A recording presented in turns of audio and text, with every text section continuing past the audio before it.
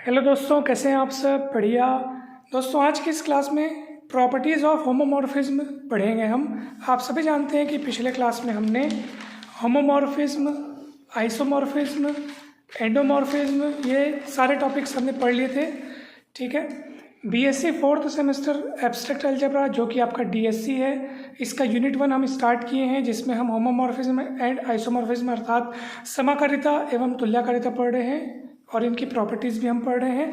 तो पिछले क्लास में हमने अनेक चित्रों और उदाहरणों की मदद से homomorphism into, homomorphism onto, endomorphism, monomorphism, isomorphism और ऑटोमॉर्फिज्म को बहुत अच्छे से समझा था। मुझे उम्मीद है कि पिछली कक्षा आपको बहुत अच्छी लगी होगी और बहुत बढ़िया तरीके से सारे टॉपिक्स आपको समझ में आ गए होंगे। कहीं पर भी कोई भी डाउट हो तो बेझिझक बिंदास आप कमेंट सेक्शन में पूछिएगा। दोस्तों, आज हम पढ़ रहे हैं प्रॉपर्टीज़ ऑफ होमोमॉर्फिज्म। ठीक है, तो चलिए, 3 प्रॉपर्टीज़ हैं जो कि बहुत इंपॉर्टेंट है। ये एकदम बेसिक प्रॉपर्टीज़ है, तो आज हम इनको पढ़ लेते हैं।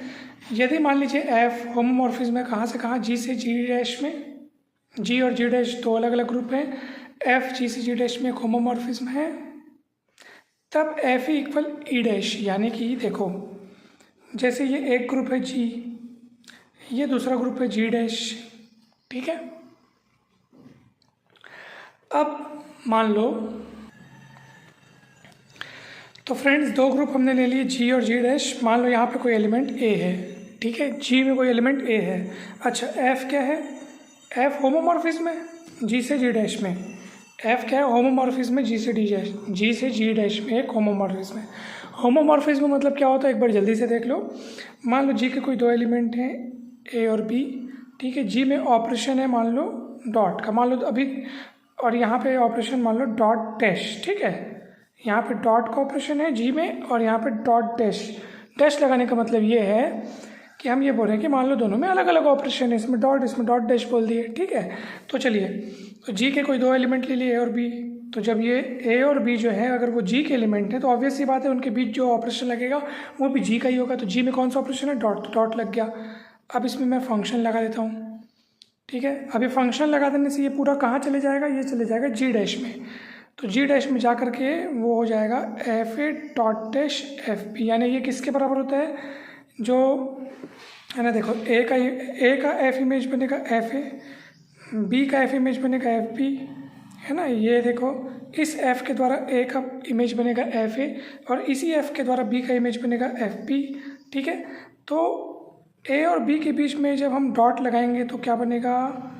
ए डॉट बी, और इसका एफ इमेज लेंगे तो क्या होगा? F A dot B, F image of A dot B. और ये किसके बराबर होगा? ये जो ए का एफ इमेज और बी का एफ इमेज जो है, यानी कि एफ ए और एफ बी है, उनके डॉट डैश, यानी उनके बीच जब डॉट डैश वाला कंपोजिशन लगाएंगे तो उनके प्रोडक्ट के बराबर होगा। दोस्तों, ये क्वालिटी कहलाती है होमोमॉर्फिज्म, जिसको हम पिछले क्लास में पढ़ चुके हैं। ठीक है, तो मैं आपको ये बताना चाह रहा था। अच्छा, मान लो ई, इस जी का तत्समकव्य ई है। ये ई क्या है? ई जी का आइडेंटिटी एलिमेंट, और जी डैश का आइडेंटिटी एलिमेंट मान लो ई डैश है।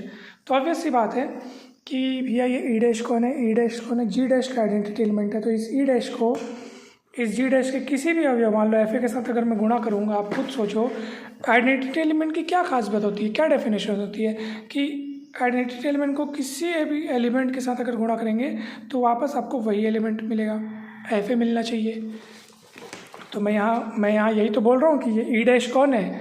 ई डैश कौन है? जी डैश का आइडेंटिटी एलिमेंट है। इसलिए ई डैश को मैं जी डैश के ही किसी भी अवयव के साथ अगर ई डैश को गुणा करूँगा, जैसे मान लो एफ ए के साथ अगर ई डैश को गुणा कर रहा हूँ, तो वापस गुणा करने का मतलब ये कि यहाँ पे ऑपरेशन में बता देता हूँ डॉट डैश ना। अब वो डॉट डैश का मतलब सिंपल गुणा भी हो सकता है या कोई कुछ भी ऑपरेशन हो सकता है। तो मैं अभी जस्ट सिंपली मैंने गुणा कहा, यहाँ का ऑपरेशन डॉट डैश है। ठीक है, तो यहाँ का ऑपरेशन कौन है? डॉट डैश है। ठीक है फ्रेंड्स, तो देखिए, तो मैंने एफ ए और ई डैश के बीच डॉट डैश लगाया, तो वापस मेरे को क्या मिलना चाहिए? एफ ए मिलना चाहिए दोस्तों। ठीक है, अगर आप दोनों ग्रुप में जी में और जी डैश में दोनों में सिंपल प्रोडक्ट लेके चलेंगे तो भी कोई दिक्कत नहीं है। ठीक है, कोई भी दिक्कत नहीं है। ठीक है, तो चलिए, एफ ए और ई डैश के बीच में मैंने वो ऑपरेशन लगाया डॉट डैश, जिससे वो एफ ए हो गया। क्योंकि ई डैश क्या है, आइडेंटिटी एलिमेंट है, तो उसकी तो खास बात ये है कि वो किसी के साथ भी लगेगा तो वापस आपको एफ ए देगा। ठीक है, चलिए इस ए को क्या मैं ए इंटू ई लिख सकता हूँ क्या? जरूर लिख सकता हूँ, क्योंकि ई जो है वो जी का आइडेंटिटी एलिमेंट है ना, तो ई को जी के किसी भी एलिमेंट के साथ लगाएंगे तो वापस वही एलिमेंट मिलेगा, क्योंकि ई क्या है, आइडेंटिटी एलिमेंट है, इसलिए इसको जी के किसी भी एलिमेंट के साथ अगर आप ऑपरेट करोगे तो वापस आपको ए ही मिलेगा। तो ए की जगह ई ए लिख सकते हैं, तो ए की जगह ई ए मैंने लिख दिया।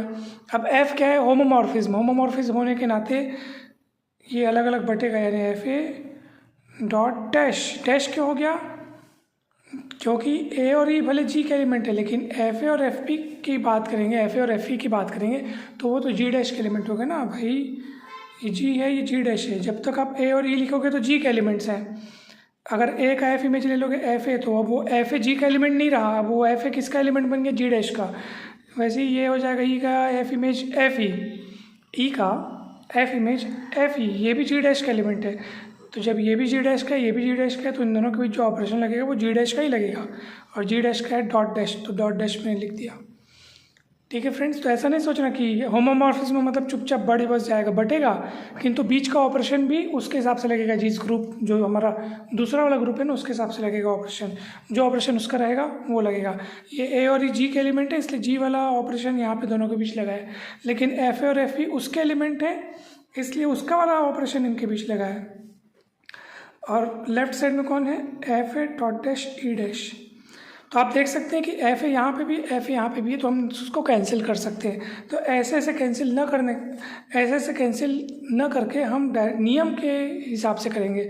सिंपल गणित नहीं है, हम लोग ऐसे खट काट देते हैं ना, हालांकि वो खट ही कटा है, लेकिन ऐसे ना काट करके हम नियम लगाएंगे। कौन सा, वाम निरसन नियम या लेफ्ट कैंसिलेशन लॉ, क्योंकि ये लेफ्ट साइड लिखा हुआ है ना, तो वाम निरसन नियम से ये कटेगा, तो एफ ए कैंसिल होगा तो क्या मिलेगा, E dash is equals to F E. और यही सिद्ध करना था कि ई का एफ इमेज ई डैश है, यानी यहाँ के आइडेंटिटी एलिमेंट का एफ इमेज वहाँ का आइडेंटिटी एलिमेंट है। ये जो एफ ई कोई और नहीं बल्कि ई डैश है। यहाँ के आइडेंटिटी एलिमेंट का एफ इमेज, यहाँ के आइडेंटिटी एलिमेंट का F image is equals to वहाँ का आइडेंटिटी एलिमेंट। तो इस तरह से दोस्तों ये पहली प्रॉपर्टी है हमारी जो सिद्ध हो गई, आप देख सकते हैं। ठीक है, इसी तरह से दूसरी और तीसरी प्रॉपर्टी आप सिद्ध कीजिएगा दोस्तों, ये आपका होमवर्क है। कहीं पर भी कोई भी डाउट आएगा, कुछ कन्फ्यूज़न आएगा तो बेझिझक बिंदास पूछिएगा। इन सब चीज़ों को प्रूफ करने के लिए या इनका प्रूफ समझने के लिए मैं फिर से कहता हूँ आपको, जो आप सेकंड सेमेस्टर में अलजेब्रा जो आपने पढ़ा है, जिसमें आप ग्रुप थ्योरी जो आपने पढ़ा है, तो उसमें ये सारी चीज़ें आपने पढ़ी होंगी, तो ये सारी चीज़ें स्ट्रांग होनी बहुत ज़रूरी है। अगर पिछले टॉपिक में जैसे अब यहाँ पे ऑर्डर का यहाँ पे यूज़ हुआ है, ऑर्डर ऑफ ए, तो ये क्या होता है, अगर आप में आपको किसी भी टॉपिक में कन्फ्यूज़न हो तो कमेंट सेक्शन में ज़रूर बताइएगा। मैं आपको वो पूरी लिंक्स प्रोवाइड करूँगा, ये वीडियो को देख करके आप ये सारी चीज़ें समझ सकते हैं दोस्तों। ठीक है, तो कहीं कोई दिक्कत नहीं जाएगी। अब जैसे ऑर्डर ऑफ ए एम लिखा है, तो order of A is equals to M, इसका मतलब क्या है कि एम वह न्यूनतम धन पूर्णांक है जिसको ए के पावर में लगाने पर ई मिलता है, अर्थात आइडेंटिटी एलिमेंट मिलता है। ठीक है, यदि ए जी का एलिमेंट है, ठीक है, यदि ए क्या है, जी का एलिमेंट है, और ए का ऑर्डर अगर एम है तथा ए के एफ इमेज का ऑर्डर अगर एन है, तब अवश्य एन एम को क्या करेगा, डिवाइड करेगा। ए का ऑर्डर अगर एम है और ए के एफ इमेज का ऑर्डर अगर एन है, तो एन अवश्य एम को क्या करेगा, डिवाइड करेगा। ठीक है फ्रेंड्स, तो ये प्रॉपर्टी है। और वैसे दूसरे नंबर की प्रॉपर्टी क्या कहती है, कोई भी एलिमेंट अगर जी में से आप ले रहे हो तो उस एलिमेंट के इन्वर्स का एफ इमेज उस एलिमेंट के एफ इमेज के इन्वर्स के बराबर होगा। ये ए इन्वर्स का एफ इमेज, ये एफ ए का इन्वर्स है, ये नहीं है ना भाई, ये ए इन्वर्स का एफ इमेज और ये ए के एफ इमेज का इन्वर्स, ऐसा ये दोनों आपस में बराबर होंगे दोस्तों। ये बात सत्य होगी सभी ए बिलोंग्स टू जी के लिए।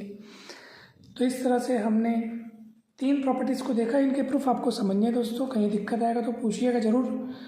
और आज की इस क्लास में इतना ही, बहुत सिंपल प्रूफ है दोस्तों। अगर आपको कहीं पर भी कठिनाई होगी तो ज़रूर बताइएगा। जल्दी मिलते हैं हम नेक्स्ट वीडियोज़ में एग्जाम्पल्स के साथ और थ्योरम्स के साथ दोस्तों। आप सभी को बहुत बहुत धन्यवाद दोस्तों। चैनल पर नए हैं तो सब्सक्राइब जरूर कीजिएगा, वीडियो को लाइक एवं शेयर जरूर कीजिएगा।